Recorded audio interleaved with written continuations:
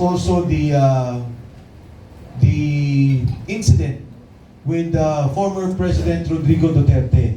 And to discuss that is our former General and Lawyer, Attorney Garcia, Virgilio Garcia. Salamat po. Tapusin ko lang yung sinasabi ko kanina tungkol sa grave national security concern, yung mental health ng Pangulo.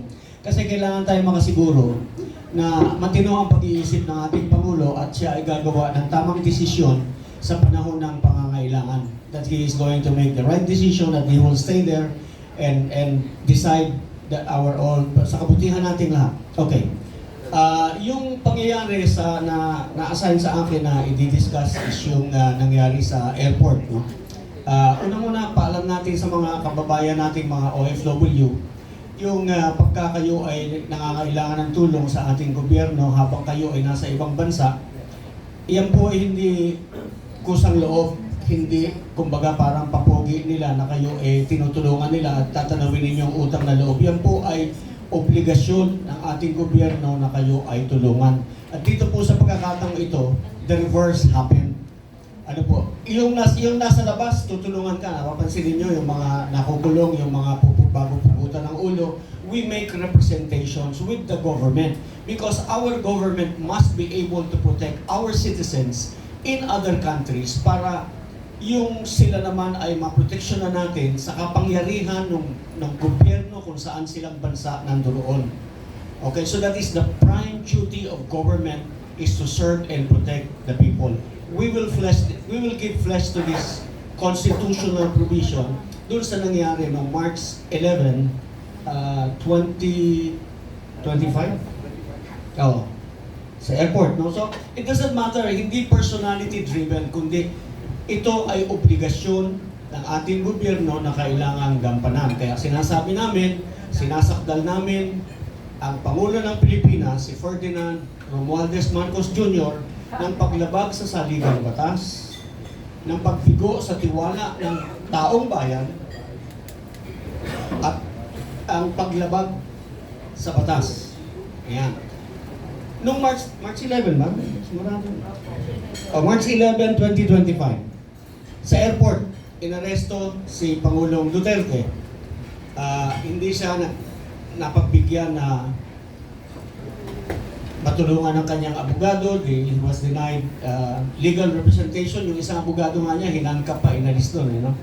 So, it's all in the complaint, yung narration of facts. No? But we all witness this, so I don't have to parang sabihin. Ang gusto ko lang klaruhin is ang sinasabi nila, ang basihan nila sa pag-aresto is yung sinasabi nilang ICC warrant of arrest. Okay. Under the law, a foreign judgment is a piece of paper, nothing more than just a piece of paper. Pwede ba sabihin pa tayo?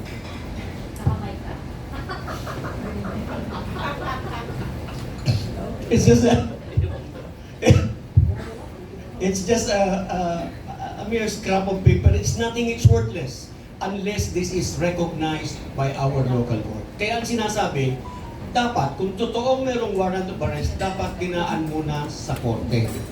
Regional trial court po ang mayroong jurisdiction to hear this kind of complaints. Dapat dinala siya sa korte at doon sa pinaharap para patunayan, unang-una, na yung ICC warrant, assuming that it was issued by a competent court. Competent hindi lang korte, it has to be issued by a competent court, a court that has jurisdiction to issue the warrant. Alright? Ngayon yung ating korte, pagkatapos na dinig ganyan, siya yung mag-i-issue ng warrant of arrest. Yung warrant of arrest ng korte natin, ang gagamitin ng mga aaresto para siya ay arestuhin dahil yun ang may bisa. Hindi yung warrant of arrest ng kahit sino. Alright? We violated all this. Lahat ng batas. So we have an enumeration of the laws violated by them. Unang-una, yung Republic Act 7438. Yan yung karapatan ng kung sino mang arestado, detinado, o undergoing custodial investigation at all times, yun ang sabi ng batas, you must be assisted by counsel. Ito yung other high crimes. No?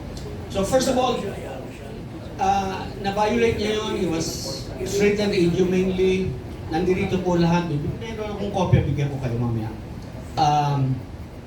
Violated alam po ninyo, meron yung ating Bill of Rights, yung number 1, hindi yung number 1 just because yun yung una nilang naisip, but because that is the fundamental, most basic right of every Filipino is yung no person shall be deprived of life, liberty, or property without due process of law. Nor shall anybody be denied the equal protection of law. Kaya po yan number 1, yan yung talagang number 1. Hindi yan yung aksidente lamang na nailagay na number 1. This was violated. Yung kanyang liberty. Hindi siya nabigyan ng due process. No? Ngayon, bakit sinasabi natin si Presidente ang may kasalanan ng lahat ng ito kahit wala siya doon sa airport? Because he is the head of the executive department, and under Article 7, Section 1, he is the head of the executive department, and he is the one in charge of making sure that all laws are executed properly. Alright? So, ngayon yung ang masaklap dito, ang masaklap dito hindi yung Pilipinong nasa labas na hindi mo tinulungan. Ang masaklap dito, yung Pilipinong nasa Pilipinas, pinadala mo sa ibang bansa kahit wala kang obligasyong ipadala yung taong yun sa ibang bansa, at pagkatapos iniwanan mo doon without any aid or assistance from the Philippine government. That makes matters worse. This, to us, is culpable violation of the Constitution. This, to us, is betrayal of public trust, and the crimes that they committed are all high crimes. Punishable by death yung kidnapping, actually kidnapping lang tinatawag para maunawaan ng lahat. Pero actually, the crime committed is serious illegal detention, which is punishable by reclusion perpetua to death. And that makes it a very high crime, similar to treason, bribery, plunder. Yeah. So, malupit po yung mga crimes committed. Ito pa, para kay General Torre. General Torre, you violated Republic Act 7438. Ang penalty po doon, mababa lang ang multa, 6,000 pesos lang. Pero may imprisonment, not less than 8 years, not more than 10 years. Pero ang pinakamaganda po, merong naka-attach na penalty na perpetual absolute disqualification from holding public office.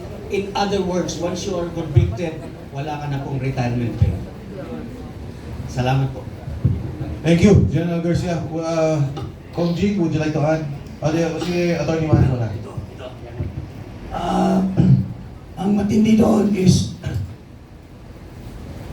lahat itong gumagalaw, Gilbert, John B. Cremulya, Anyo, Ibo, Pinisto, lahat sila ni John B. Cremulya, not the planet.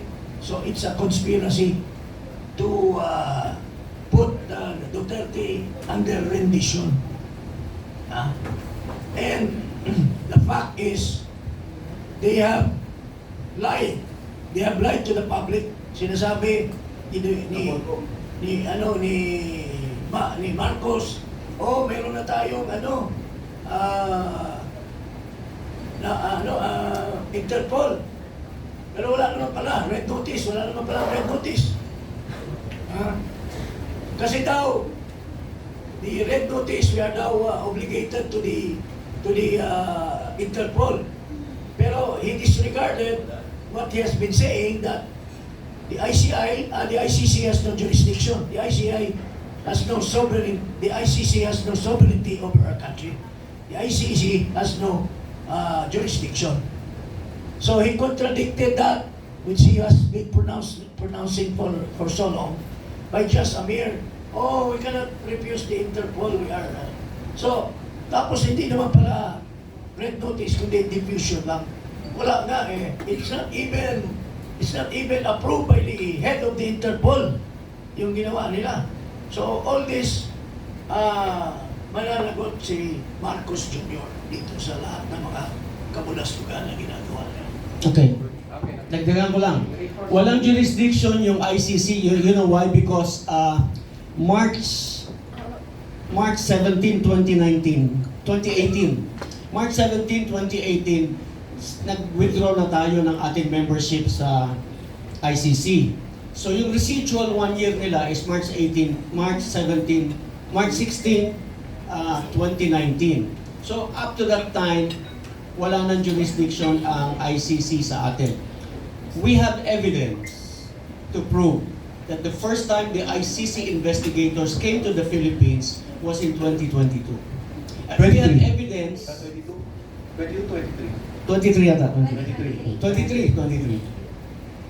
And we have evidence kung sino ang nagbigay ng suporta. Should we say it here?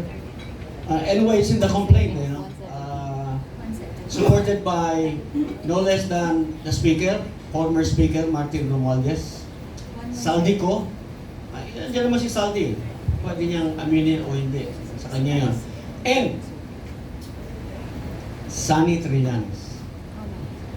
Thank you, General Garcia. Attorney Manny, would you like to add?